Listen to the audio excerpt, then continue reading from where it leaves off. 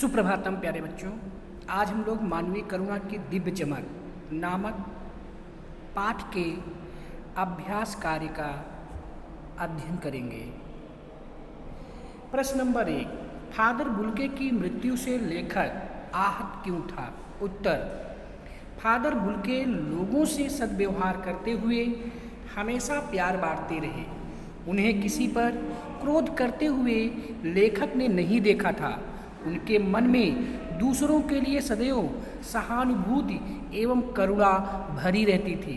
ऐसे व्यक्ति की मृत्यु जहरबाद नामक कष्टदायी फोड़े से हुई। फादर जैसे उदार महापुरुष की ऐसी मृत्यु के बारे में जानकर लेखक आहत हो गया। प्रश्न नंबर 2 है, लेखक ने फादर का शब्द चित्र किस तरह खींचा है? लेखक ने फादर का शब्द चित्र खींचते हुए लिखा है, एक लंबी पादरी के सफ़ेद चोंगे से ढकी आकृति, गोरा रंग, सफ़ेद झाई मारती हुई भूरी दाढ़ी, नीली आंखें, बाहें खोलकर गले लगाने को आतुर, जिनका दबाव लेखक अपनी छाती पर महसूस करता है। प्रश्न नंबर 3, परिमल क्या है? लेखक को परिमल के दिन क्यों याद आते हैं? उत्तर, परिमल इलाहाबाद की एक साहित्यिक संस्था है जिसमें युवा और प्रसिद्ध साहित्य प्रेमी अपनी रचनाएं और विचार एक दूसरे के समक्ष रखते थे। लेखक को परिमल के दिन इसलिए याद आते हैं क्योंकि फादर भी परिमल से जुड़े।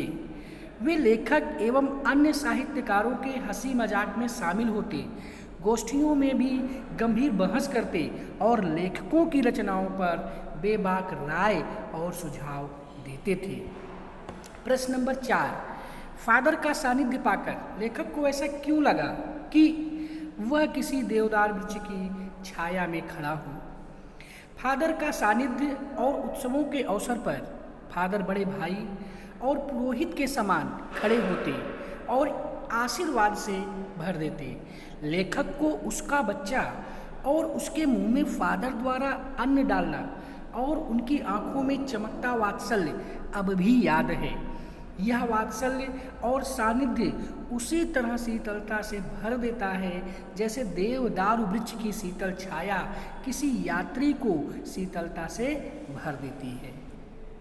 प्रश्न नंबर 5, फादर की पारिवारिक पृष्ठभूमि और उनका स्वभाव भी किसी सीमा तक उन्हें सन्यासी बनाने में सहायक सिद्ध हुई, स्पष्ट कीजिए।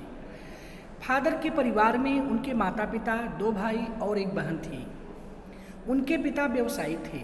एक भाई बेल्जियम में पादरी हो गया था, दूसरा भाई काम करता था। उसका भरा पूरा परिवार था। उनकी बहन जिद्दी और सख्त थी। उसने बहुत देर से शादी की। पिता और भाइयों के प्रति फादर के मन में शुरू से ही लगाव ना था, पर वे अपनी माँ को बराबर याद किया करते थे। इस तरह उनकी पारिवारिक पृष्ठभूमि और स्वभाव उन्हें सन्यासी बनाने में सहायक सिद्ध हुआ। प्रश्न नंबर 6, सन्यासी बनने से पूर्व फादर ने धर्म गुरु के सामने क्या शर्त रखी और क्यों? सन्यासी बनने से पूर्व फादर जब इंजीनियरिंग की अंतिम वर्ष की पढ़ाई कर रहे थे तो उसे बीच में ही छोड़कर धर्मगुरु के पास गए और संन्यास लेने की बात कही। उन्होंने धर्मगुरु के सामने भारत जाने की शर्त रखी क्योंकि भारत की प्राचीन संस्कृति और यहाँ जन्म ले चुके महापुरुषों ने उनके मन में भारत के प्रति आकर्षण पैदा किया होगा। प्रश्न नंबर 7, भारत आने के लिए पूछने पर फादर क्या जवाब देते थे? उत्तर, फादर बुल्के से अब पूछा जाता था कि आप भारत क्यों आए तो वे बड़ी सरलता से कह देते थे, प्रभु की इच्छा। वे यह भी बताते थे कि उनकी माँ ने बचपन में ही कह दिया था कि यह लड़का तो गया हाथ से। सचमुच माँ की यह भविष्यवाणी सत्य साबित होती गई। फादर के मन में सन्यासी बनने की इच्छा बलवती होती गई और वे इंजीनियरिंग की पढ़ाई अधूरी छोड़कर भारत आ गए। प्रश्न नंबर 8, फादर बुल्के ने भारत में बसने के लिए क्या आवश्यक समझा? उन्हें किस तरह हासिल किया? अथवा भारत आने पर फादर द्वारा शिक्षा दीक्षा प्राप्ति के सोपानों का क्रमिक वर्णन कीजिए। उत्तर, भारत आने पर फादर ने सबसे पहले यहाँ शिक्षा दीक्षा लेना आवश्यक समझा। इसके लिए उन्होंने जीसेट संघ में पहले 2 साल पादरियों के बीच धर्माचार की पढ़ाई की, फिर 9-10 वर्ष दार्जिलिंग में पढ़ते रहे। इसके बाद उन्होंने कलकत्ता से बीए किया और फिर इलाहाबाद से एमए करने के उपरांत अपना शोध पत्र प्रस्तुत किया। प्रश्न नंबर 9, सन्यासी होने के बाद भी फादर का अपनी माँ से स्नेह एवं प्रेम कम ना हुआ, स्पष्ट कीजिए। लेखक और फादर के घनिष्ठ संबंध थे। फादर लेखक को अक्सर माँ की स्मृतियों में डूबा हुआ देखा करता था। फादर की माँ की चिट्ठियाँ प्रायः उसके पास आया करती थीं। इन चिट्ठियों को वे अपने अभिन्न मित्र डॉक्टर रघुवंश को दिखाया करते थे। भारत बसने के बाद भी वे अपनी माँ और मातृभूमि को नहीं भूल पाए। इससे स्पष्ट है कि सन्यासी होने के बाद भी फादर का अपनी माँ से स्नेह एवं प्रेम कम ना हुआ। प्रश्न नंबर 10, फादर बुल्के ने हिंदी के उत्थान के लिए क्या क्या प्रयास किए? भारत में रहते हुए फादर ने इलाहाबाद विश्वविद्यालय से हिंदी में एमए किया। इससे ज्ञात होता है कि हिंदी से उन्हें विशेष लगाव था। उन्होंने हिंदी उत्थान के लिए, हिंदी को राष्ट्रभाषा बनाने के लिए अकाट्य तर्क प्रस्तुत किया। हर मंच से हिंदी की दुर्दशा पर दुख प्रकट करते, हिंदी वालों द्वारा हिंदी की उपेक्षा पर दुख प्रकट करते। वे हिंदी को राष्ट्रभाषा के रूप में देखने के लिए चिंतित रहते। प्रश्न नंबर 11, मानवीय करुणा की दिव्य चमक पाठ के आधार पर फादर की विशेषताओं का उल्लेख कीजिए। उत्तर, मानवीय करुणा की दिव्य चमक पाठ से फादर बुल्के की निम्नलिखित विशेषताओं का ज्ञान होता है। नंबर 1, फादर संकल्प के सन्यासी थे, मन के नहीं। नंबर 2, फादर संबंध बनाकर उसे निभाना जानते थे। नंबर 3, फादर अपने परिचितों और परिवार वालों के साथ स्नेहमय संबंध रखते थे। नंबर 4, वे सुख दुख में परिवार के सदस्यों की भांति खड़े नजर आते थे। नंबर 5, वे उन्हें भारत और हिंदी से असीम लगाव था। प्रश्न नंबर 12, फादर पास्कल ने ऐसा क्यों कहा कि इस धरती पर ऐसे और रत्न पैदा हों? उत्तर, फादर कामिल बुल्के वास्तव में रत्न थे। वे करुणा, सहानुभूति और ममत्व से भरपूर थे। वे सदा दूसरों में प्यार बांटते थे। क्रोध उन्हें छू भी ना सका। भारत आने के बाद वे भारत के होकर रह गए और यहीं की संस्कृति में रच बस कर रह गए।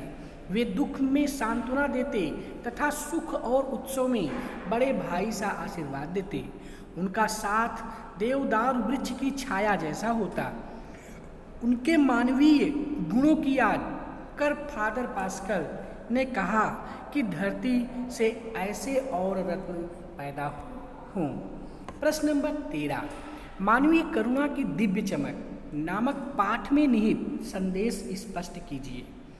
मानवीय करुणा की दिव्य चमक नामक पाठ के माध्यम से हमें फादर जैसे मानवीय करुणा के सागर बुल्के की तरह करुणा एवं सहानुभूतिपूर्वक व्यवहार करने का संदेश मिलता है। यह भी संदेश मिलता है कि हमें अपने मातृभूमि से असीम प्यार करना चाहिए। इसके अलावा हम भारतवासियों को विदेश में बसने का लोभ त्याग कर अपने देश की सेवा करनी चाहिए। हमें हिंदी और भारत दोनों का ही भरपूर आदर करने का संदेश मिलता है। प्रश्न नंबर 1, फादर की उपस्थिति देवदार की छाया जैसी क्यों लगती थी? फादर परिमल के सदस्यों से अत्यंत घनिष्ठ एवं पारिवारिक संबंध रखते थे। वे उम्र में बड़े होने के कारण आशीर्वचन कहते, दुखी मन को सांत्वना देते, जिससे मन को उसी तरह की शांति और सुकून मिलता जैसे थके हारे यात्री को देवदारू की शीतल छाया में मिलता है, इसलिए उनकी उपस्थिति देवदार की छाया सी लगती है। प्रश्न नंबर 2, फादर बुल्के भारतीय संस्कृति के एक अभिन्न अंग हैं, किस आधार पर ऐसा कहा गया है? उत्तर, फादर बुल्के भारतीय संस्कृति के अभिन्न अंग बन चुके थे। उन्होंने भारत में रहकर अपने देश, घर परिवार आदि को पूरी तरह से भुला दिया था। 47 वर्षों तक भारत में रहने वाले फादर केवल 3 बार ही अपने परिवार से मिलने बेल्जियम गए। वे भारत को ही अपना देश समझने लगे थे।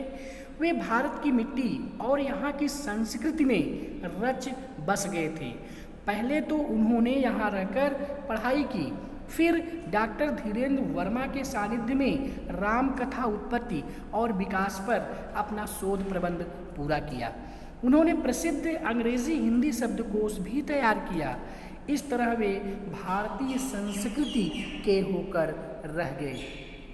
प्रश्न नंबर 3, पाठ में आए उन प्रसंगों का उल्लेख कीजिए जिनसे फादर बुल्के का हिंदी प्रेम प्रकट होता है। उत्तर, फादर बुल्के का हिंदी प्रेम प्रकट करने वाले प्रसंग निम्नलिखित हैं। नंबर 1, फादर बुल्के ने कोलकाता से बीए करने के बाद हिंदी में एमए इलाहाबाद से किया। नंबर 2, उन्होंने प्रमाणिक अंग्रेजी हिंदी शब्दकोश तैयार किया। नंबर 3, मातरलिंग के प्रसिद्ध नाटक ब्लू बर्ड का हिंदी में नील पंछी के नाम से रूपांतर किया। नंबर 4, इलाहाबाद विश्वविद्यालय से रामकथा उत्पत्ति एवं विकास पर शोध प्रबंध किया। नंबर 5, परिमल नामक हिंदी साहित्यिक संस्था के सदस्य बने। नंबर 6, वे हिंदी को राष्ट्रभाषा का गौरव दिलवाने के लिए सतत प्रयत्नशील रहे। प्रश्न नंबर 4, इस पाठ के आधार पर फादर कामिल बुल्के जी की जो छवि उभरती है अपने शब्दों में लिखिए। फादर कामिल बुल्के की छवि संकल्प से सन्यासी जैसे व्यक्ति की उभरती है। उनका लंबा शरीर ईसाइयों के सफ़ेद चोंगे में ढका रहता था।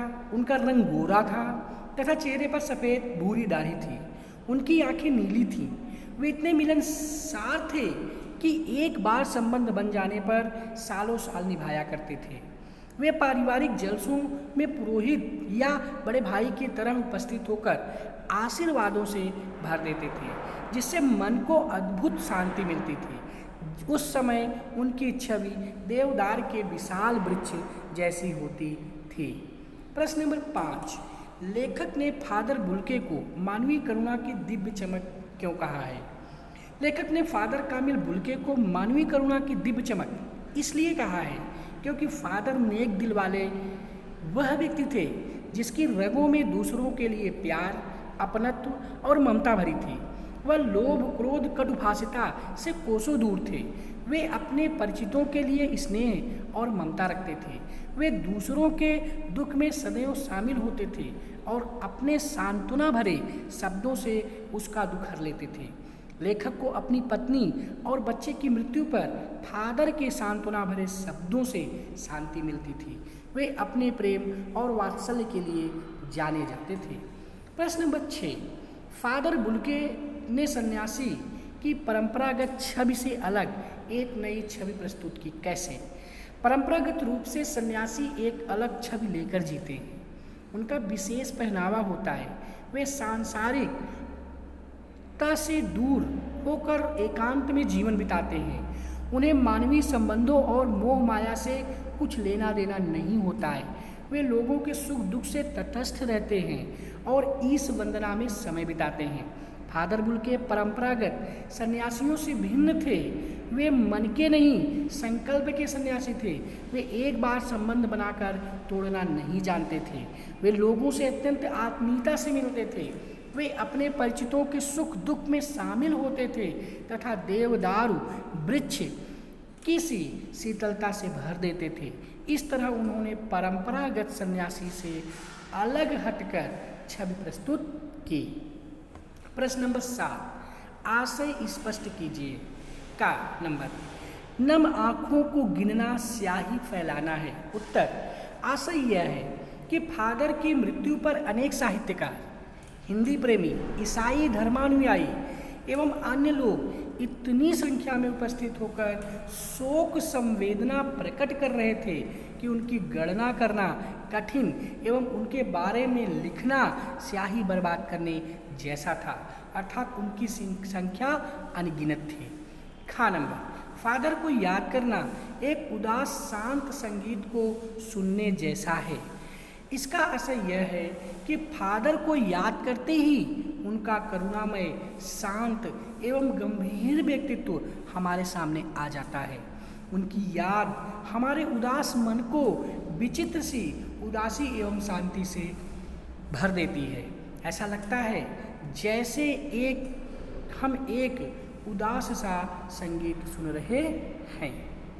प्रश्न नंबर 8, आपके विचार से बुल्के ने भारत आने का मन क्यों बनाया होगा? उत्तर, भारत की गणना प्राचीन काल से ही ज्ञान और आध्यात्म का केंद्र रहा है।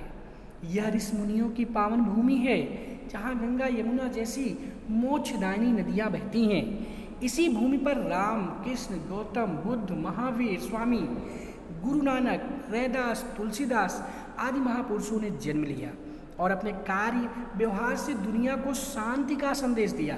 फादर बुल्के इन महापुरुषों से प्रभावित हुए होंगे और भारत आने का मन बनाया होगा। प्रश्न नंबर 9, बहुत सुंदर है मेरी जन्मभूमि रेम्स चैपल। इस पंक्ति में फादर बुल्के की अपनी जन्मभूमि के प्रति कौन सी भावना अभिव्यक्ति होती है? आप अपनी जन्मभूमि के बारे में क्या सोचते हैं? बहुत सुंदर है मेरी जन्मभूमि रेम्स चैपल। इस पंक्ति में फादर बुल्के का अपनी मातृभूमि के प्रति असीम लगाव प्रकट हुआ है। इसी लगाव एवं मातृभूमि से प्रेम के कारण उन्हें मातृभूमि सुंदर लग रही है।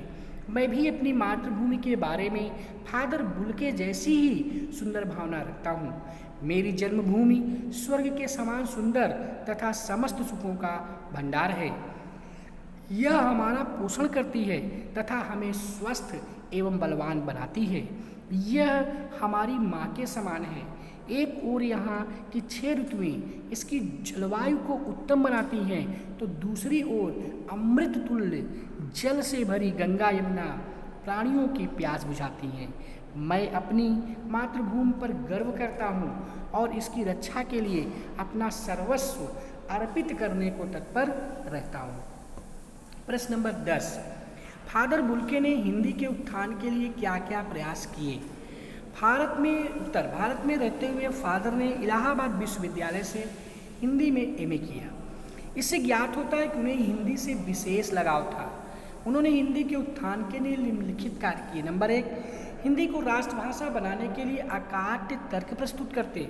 नंबर 2, हर मंच से हिंदी की दुर्दशा पर दुख प्रकट करते। नंबर 3, हिंदी वालों द्वारा हिंदी की उपेक्षा पर दुख प्रकट करते।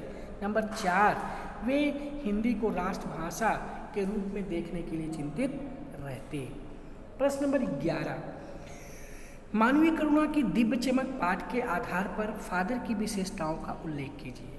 मानवीय करुणा की दिव्य चमक पाठ के आधार पर फादर बुल्के की विशेषताएं निम्नलिखित हैं। फादर संकल्प के सन्यासी थे, मन के नहीं। फादर संबंध बनाकर उसे निभाना जानते थे। फादर अपने परिचितों और परिवार वालों के साथ स्नेह में संबंध रखते थे। वे सुख दुख में परिवार के सदस्यों की भांति खड़े नजर आते थे। वे भारत और हिंदी से असीम लगाव रखते थे। प्रश्न नंबर 12, फादर पास्कल ने ऐसा क्यों कहा कि धरती पर ऐसे और रत्न पैदा हों? उत्तर, फादर कामिल बुल्के वास्तव में रत्न थे। वे करुणा, सहानुभूति और ममत्व से भरपूर थे। वे सदा दूसरों में प्यार बांटते। क्रोध तो उन्हें छू भी ना सका। भारत आने के बाद वे भारत के होकर रह गए और यहीं की संस्कृति में रच बस कर रह गए। वे दुख में सांत्वना देते तथा सुख और उत्सव में बड़े भाई सा आशीर्वाद देते। उनका साथ देवदार वृक्ष की छाया जैसा होता। उनके मानवीय गुणों को याद कर फादर पास्कल ने कहा कि धरती से ऐसे और रत्न पैदा हों। मानवीय करुणा की दिव्य चमक नामक पाठ में निहित संदेश स्पष्ट कीजिए। उत्तर, मानवीय करुणा की दिव्य चमक नामक पाठ के माध्यम से हमें फादर जैसे मानवीय करुणा के सागर बुलके की तरह करुणा एवं सहानुभूति पूर्वक व्यवहार करने का संदेश मिलता है। यही वह भी संदेश मिलता है कि हमें अपनी मातृभूमि से असीम प्यार करना चाहिए। इसके अलावा हम भारतवासियों को विदेश में बसने का लोभ त्याग कर अपने देश की सेवा करनी चाहिए। हमें हिंदी और भारत दोनों का ही भरपूर आदर करने का संदेश मिलता है।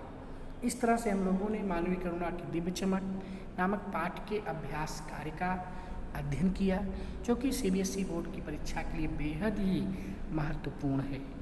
जय भारत, जय हिंदी, धन्यवाद।